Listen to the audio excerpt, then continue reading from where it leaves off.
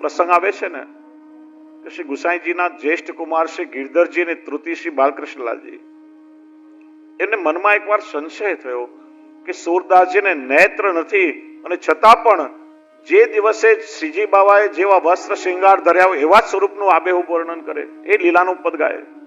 પરીક્ષા કરવી જોઈએ. ઉષ્ણકાલના દિવસો હતા. શ્રીજી બાવાને અંગ વસ્ત્ર થઈ રહ્યું હતું. નિરાવરણ પ્રભુનો વિગ્રહ હતો. શ્રીકંઠમાં કંઠેશ્વરી ધારણ કરી હતી. શ્રીયમાં ક્યાંક ક્યાંક જલના બિંદુઓ ચમકી રહ્યા હતા. અને ત્યારે આ બાળકોએ સૂરદાસજીને પ્રશ્ન કર્યો, કહો સૂર બાબા, આ શ્રીજી બાવાને કોણ સે શ્રृंगार धारण किए हैं? અને ત્યારે પદ ગાયું, આજ દેખેરી હરિમાઈ નંગમ નંગા, જલસુત ભૂષણ અંગ બિરાજત વસન હીન છવી ઉઠત તરંગા. ત્યારે શ્રી ગુસાઈજીએ મીઠો ઠપકો આપ્યો, બાવા ક્યારે ભક્તોની પરીક્ષા ના કરો. એમને ચર્મ ચક્ષુઓથી નહીં, અંત ચક્ષુઓથી પ્રભુની લીલાના પ્રત્યક્ષ દર્શન થતા હોય છે. એ કૃપા શ્રી યમુનાજી કરે છે. ત્રીજી સિદ્ધિ બતાવી ભગવદ રસાનુભાવ. શ્રી યમુનાજીની કૃપાથી ઠાકોરજી જીવને પોતાના લીલા પરિકરમાં સામેલ કરી લે છે, પોતાના લીલા પરિકરમાં ભેળવી લે છે. એ જીવને સાક્ષાત ભગવાનની રસાનુભૂતિ થાય છે. વૈષ્ણવ, તમને એક પ્રશ્ન પૂછું, તમે ઘરમાં ઠાકોરજીની સેવા કરો છો તો ઠાકોરજીની સેવાનું ફલ શું? સેવા એ તો ફલ રૂપા જ છે ને, પણ સેવાનું પણ ફલ શ્રી મહાપ્રભુ બતાવે છે. આપણે ત્યાં એવું કહેવાય કે સાધન પણ સેવા છે અને ફલ પણ સેવા છે. બરાબર? કઈ રીતે? તો એ સેવા દ્વારા પ્રેમ, આસક્તિ, વ્યસન અને તન્મયતા સુધી આપણે પહોંચી શકીએ. તો પ્રેમ અને આસક્તિ સાધન અવસ્થા છે, અને એ સેવા જ્યારે ફલરૂપા થાય ત્યારે જીવ વ્યસન અવસ્થાએ પ્રાપ્ત થાય અને છેવટે પ્રભુ સાથેનું તાદાત્મ્ય થાય. એ ફલ અવસ્થા છે. આગળ પ્રસંગોમાં ચર્ચા કરશું આપણે. પણ એ સેવાનું પણ ફલ શ્રી મહાપ્રભુજી બતાવે છે. સેવાનું ફલ શું છે? તો કે ભગવદ રસાનુભૂતિ, ઠાકોરજીના સ્વરૂપનો પ્રત્યક્ષ અનુભવ એ સેવાનું ફલ છે. ભગવાન રસો વૈશ્ય છે અને એ પ્રભુની રસાનુભૂતિ, એ લીલાઓનો પ્રત્યક્ષ અનુભવ એ પુષ્ટિ માર્ગમાં સેવાનું પરમ ફલ છે. અને એ શ્રી યમુનાજીની કૃપાથી સિદ્ધ થાય છે. અને ચોથું બતાવ્યું સર્વાત્મ ભાવ. જીવનો નિરોધ પ્રભુમાં થાય. અને મજાની વાત એ કે ભક્તનો નિરોધ ભગવાનમાં થાય એમ ભગવાનનો નિરોધ પણ પોતાના ભક્તમાં થાય છે. એટલા માટે અહીંયા સકલ કલાભી સહિત ઇતિ સકલ, આ સંયોગાત્મક અને 4 વિપ્રયોગાત્મક. ભક્તને તો ભગવાનનું વ્યસન થાય, પણ ભગવાનને પણ પોતાના ભક્તનું વ્યસન થાય છે. ભક્ત ભગવાન વગર ન રહી શકે, પણ પુષ્ટિ માર્ગની ફલરૂપતા શું કે પ્રભુ પોતાના એ ભક્ત વગર પછી ક્ષણ માત્ર ના રહી શકે. માઈ મેરો શામ લગ્યો સંગ ડોલે, જીત જાઉં તી તાડો હી આવે, બિના બોલાએ બોલે. મર્યાદામાં ભક્ત ભગવાનનું અનુસરણ કરે છે. પરાધીને તો મર્યાદા સ્વાધીના પુષ્ટિ નોચ્યતે. અને પુષ્ટિ માર્ગમાં ભગવાન ભક્તનું અનુસરણ કરે છે. ભક્તની પાછળ પાછળ પ્રભુ ડોલે છે. જેમ કોઈ નાનું બાળક હોય, માં દરરોજ એને જમાડતી હોય તો એ બાળકને પણ માનું વ્યસન થઈ જાય. એ પછી એના હાથે જમે, અને કોઈ દિવસ મમ્મીને બહારગામ જવાનું થાય તો થાળીઓ પકડીને પાછળ દોડવું પડે, કોઈના હાથે ના જમે. દરરોજ માં વાર્તાઓ કહીને કે હાલરડાઓ ગાઈને બાળકને સુવરાવતી હોય તો જ્યાં સુધી માનું હાલરડું ના સાંભળે બાળકને ઊંઘ ના આવે. એમ જે અત્યંત સ્નેહથી પ્રભુની સેવા કરે એ ભક્તનું પણ ભગવાનને વ્યસન થઈ જાય છે. આ પુષ્ટિ માર્ગની ફલરૂપતા છે. પ્રતિક્ષણ એને ભગવદ લીલાનું સતત અનુસંધાન રહ્યા કરે છે. એ સર્વાત્મ ભાવ. અનેક પ્રસંગો આપણે ત્યાં છે. પેલી પીર જાદીની વાર્તામાં આવે છે ને કે પીર જાદી વૈષ્ણવના બાળકો સાથે રમતી અને વૈષ્ણવના બાળકો ઠાકોરજીના સ્વરૂપની સાથે ખેલતા. જો આપણે એક પ્રકાર આપણે ત્યાં છે, એકમાંથી બીજી વાત ખુલતી રહેશે. વૈષ્ણવ, આજે આપણા નાના નાના બાળકોને ઠાકોરજીની સેવામાં રુચિ કેમ થતી નથી? આજના બાળકોનો યુવા વર્ગ સેવાથી વિમુખ શા માટે છે? એનું કારણ નાનપણથી આપણે લોકોએ ક્યારે એને પ્રભુની સમીપ આવવા દીધા નથી. આપણે સેવા કરતા હોઈએ, નાના બાળકને જિજ્ઞાસા થાય, નજીક આવે, દૂર જા, ભાગ, આગોરે, છોવાઈ જશે અપરસવારી, બહુ નાના છો, હમણાં તમારું કામ નથી. આપણે આમ તિરસ્કારથી એને ધક્કો મારીને દૂર ભગાડી દઈએ છીએ. અને એટલા માટે બાળકોને પછી ક્યારે પણ એવું મન થાય, ક્યારે નજીક નહીં આવે. પછી તો મોબાઈલ કે ઇન્ટરનેટ કે રમકડા જે કંઈ એના હાથમાં પકડાવશો એમાં એનું મન લાગી જશે, આખું માઇન્ડ ડાયવર્ટ થઈ જશે એનું. મને યાદ છે બાળપણના દિવસો, 4 વર્ષની વયે, અને ભુલેશ્વર મુંબઈમાં મારું જન્મસ્થાન, ત્યાં જ હવેલી હતી.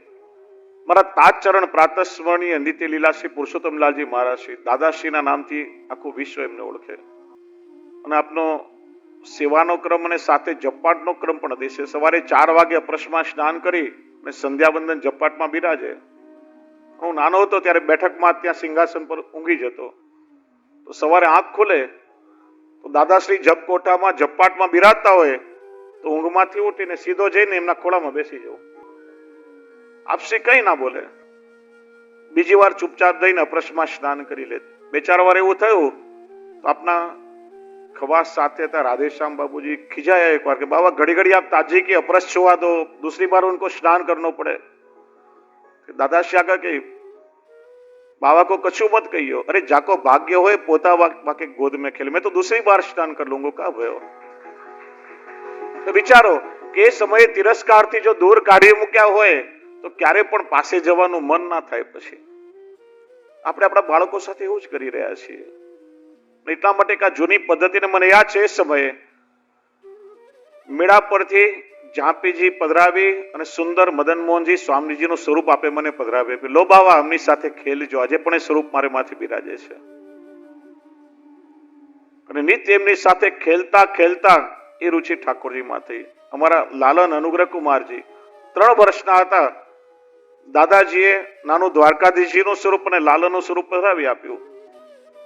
પ્લે ગ્રુપમાંથી, બાળ મંદિરમાંથી આવે, ઘરે આવીને માથાબોળ સ્નાન કરે અને સીધા ઠાકોરજીને લઈને બેસી જાય. 2-3 તપેલામાં જલ ભર્યું, આમાં જબોળે, આમાં જબોળે, આ વસ્ત્ર ધરાવે, પાછા વડા કરે, પાછું બીજું ધરે. નીચે કઈ ઠાકોરજીનો મનોરથ થાય તો પ્રસાદી બધા ફૂલો લઈ આવે, પોતાના હાથે હિંડોળા ફૂલ મળી એમાં ઠાકોરજીને પધરાવે. બસ આમ ખેલા કરે, એમાં મન ઠાકોરજીમાં લાગ્યું. આજે અમારે કઈ બહારગામ જવું હોય તો સંપૂર્ણ ઠાકોરજીની સેવા એમના પર છોડીને જઈએ તો મનમાં નિશ્ચિંતતા છે કે ઠાકોરજીને પરિશ્રમ નહીં પડે.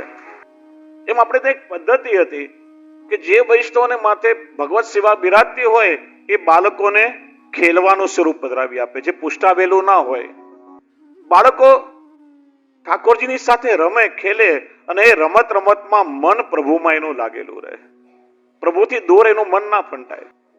એક આપણે ત્યાં પદ્ધતિ છે. પેલી પીરજાદી વૈષ્ણવના બાળકોની સાથે રમે અને એ ભગવત સ્વરૂપ સાથે ખેલે એટલે પીરજાદીને પણ મન થયું. પિતા અલી ખાન પઠાણને કહ્યું, પિતાજી મુझे भी खुदा के साथ खेलना है, मुझे भी एक मूर्ति चाहिए खेलने के लिए, मुझे भी एक छोटा सा मंदिर बंधवा दो. જ્યાં મંદિર બંધાવવા માટે પાયો ખોદાયો તો જમીનમાંથી એક સુંદર સ્વરૂપ નીકળ્યું. એને પધરાવ્યું. પીરજાદી એની સાથે ખેલે, રમે અને રમતા રમતા એવો પ્રભુનું વ્યસન એને થઈ ગયું કે ઠાકોરજી વગર રહી ના શકે. એકવાર શરીરમાં તાવ આવ્યો, કષ્ટ થયું. મન તો પ્રભુની સેવામાં છે પણ શરીર સાથ ના આપે. પથારીમાંથી ઊભા ના થાય, આંખમાંથી દળદળ આંસુ જાય છે. પ્રભુ આજે મારાથી શું અપરાધ થયો કે આજે હું આપની સેવામાં હાથ પવિત્ર કરવા માટે આવી નથી શકતી. ઠાકોરજી તેનો તાપ સહન ન થયો. ઠાકોરજી સ્વયં ત્યાં પ્રગટ થઈ ગયા. અરે પીરજાદી, આજે તું મારી સેવામાં નથી આવી તો આજે મને પણ ગમતું નથી. આજે તે મને ભોગ નથી ધર્યા તો આજે હું પણ આરોગ્યો નથી. આજે મારો પણ ઉપવાસ થઈ ગયો છે. ઠાકોરજીનો હાથ પકડીને પોતાની સાથે લઈ ગયા. પછી તો એવી કૃપા થઈ કે નિત્ય ઠાકોરજી રાત્રેના કક્ષમાં પધારે અને એની સાથે નૃત્ય કરીને રાસનો અનુભવ જતાવે. પેલા દ્વારપાલોએ એકવાર અલી ખાન પઠાણને ફરિયાદ કરી કે लगता है आपकी बेटी के कक्ष में रात को कोई आता है, जात जात के बाजेंद्र की ध्वनियां सुनाई देती है, बहुत कोशिश की लेकिन कोई दिखाई नहीं देता है. અલી ખાન પણ વિચારે કે વાત સાચી લાગે છે, આમ થોડા સમયથી બેટી બદલાયેલી હોય એવું લાગે છે, એના મોઢા પર ગજબનું નૂર છે, लगता है इसे किसी के साथ में इश्क हो गया है, अब दोबारा ध्यान रखना, ऐसा कुछ सुनाई दे तो मुझे आकर के सूचना देना। બીજા દિવસે પ્રભુ પીરજાદીના કક્ષમાં પધાર્યા, વ્રજ ભક્તો વાજિંત્ર વગાડી રહ્યા છે અને ઠાકોરજીની સાથે નૃત્ય કરી રહ્યા છે। જ્યાં દ્વારપાલોએ વાજિંત્રનો ધ્વનિ સાંભળ્યો, ભાગતા આવી અલીખાન પઠાણને સૂચના આપી। અલીખાન પઠાણ દોડતા આવ્યા, દરવાજાની તિરાડમાંથી ઝાંકીને જોયું તો સ્વયં ઠાકોરજી પીરજાદીની સાથે નૃત્ય કરી રહ્યા છે અને આ દર્શન કરીને મૂર્છિત થઈને ઢળી પડ્યા। बीजा देश को बेटी पता नहीं तुम्हारे भाग्य में क्या लिखा है, स्वयं खुदा तुम्हारे साथ नृत्य करता है, तारे ठाकुरजी ने विनंती करजे कि मने पण एना दर्शन करावे, तारी आड़ीथी मने प्रभुना दर्शन कदाच थई जाए। पीरजादीए प्रभुने विनंती करी, कृपानाथ मारा प्रभुने पण आपना दर्शननी बहु तालावेली छे, बहु ताप छे अने मारा पिताश्री पखावज बहु सुंदर वगावे छे। अने बीजे दिवसे ठाकुरजी एवी कृपा करी કે ઠાકોરજી પીરજાદીની સાથે નૃત્ય કરી રહ્યા છે અને અલીખાન પઠાણ બખાવજ વગાડી રહ્યા છે। શ્રી ગુસાઈજીના સેવક થયા। આ પુષ્ટિમાર્ગની ફલરૂપતા છે, એનું નામ છે સર્વાત્મ ભાવ, ઠાકોરજીનો રસાનુભાવ, એ પુષ્ટિમાર્ગનું પરમ ફલ છે અને આ શ્રી યમુનાજીની કૃપાથી આપણને પ્રાપ્ત થાય છે। તો યમુનાષ્ટકના પાઠનું આ ફળ અલૌકિક ફળ શ્રી મહાપ્રભુજી બતાવ્યું છે। આ છે શ્રી યમુનાજીના નામનું સામર્થ્ય। સદા અને મુદા શ્રી યમુનાજીનું નામ જો આપણે લઈએ તો શ્રી યમુનાજી પ્રસન્ન થાય છે। યમુનાજીના નામમાં પણ અપાર સામર્થ્ય રહેલું છે। શ્રી મહાપ્રભુજી સુબોધિનીજીમાં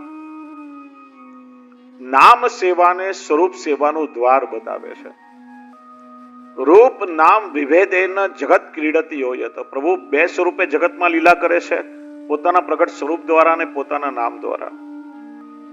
ભગવાન જ્યારે અવતાર ધારણ કરે ત્યારે પોતાના સ્વરૂપ દ્વારા એ ભક્તોનો ઉદ્ધાર કરે છે, ભક્તના મનોરથોને પૂર્ણ કરે છે। અને ભગવાન જ્યારે પોતાના સ્વરૂપને તિરોહિત કરે છે, અવતાર લીલાને પ્રભુ સમેટી લે છે, ત્યારે ભગવાનના નામ દ્વારા ભક્તોનો ઉદ્ધાર થાય છે અને આ બંનેમાં કોઈ ભેદ નથી। ભગવાન કોને કહેવાય? વારંવાર આપણે ભગવાન શબ્દનો પ્રયોગ કરીએ છીએ, પણ ભગવાન એટલે શું? તો ઐશ્વર્ય, વીર્ય, યશ, શ્રી, જ્ઞાન અને વૈરાગ્ય, 6 ધર્મોનો સમૂહ એટલે ભગ, અને ભગને ધારણ કરે તે ભગવાન। સારું રૂપ હોય તો સ્વરૂપવાન, જ્ઞાની હોય તો જ્ઞાનવાન, સંપત્તિ હોય તો સંપત્તિવાન, એમ ષડવિધ ધર્મોને ધારણ કરનારા એ ભગવાન। અને ભગવાન કોણ? તો ભાગવતકાર કહે છે એતે ચાંસ કલાપુંસ કૃષ્ણસ્તુ ભગવાન સ્વયં। આ ષડ ધર્મો કેવલ કૃષ્ણમાં બિરાજે છે અને એટલા માટે કૃષ્ણ એ જ ભગવાન છે। તો જે સામર્થ્ય ભગવાનના સ્વરૂપમાં છે એ સામર્થ્ય ભગવાનના નામમાં પણ રહેલું છે। રૂપમાં અને નામમાં કોઈ ભેદ નથી। જ્યાં સુધી ભગવાનની પ્રાપ્તિ ન થાય ત્યાં સુધી ભક્તની ભક્તિનો નિર્વાહ ભગવત નામ દ્વારા થાય છે। એટલા માટે શ્રી યમુનાજીના નામમાં પણ અપાર સામર્થ્ય રહેલું છે। નામના માધ્યમથી જીવ પ્રભુના ધામ સુધી પહોંચી શકે છે। એટલે સદા અને મુદા શ્રી યમુનાષ્ટકનો પાઠ કરવાની શ્રી મહાપ્રભુજી આજ્ઞા કરે છે।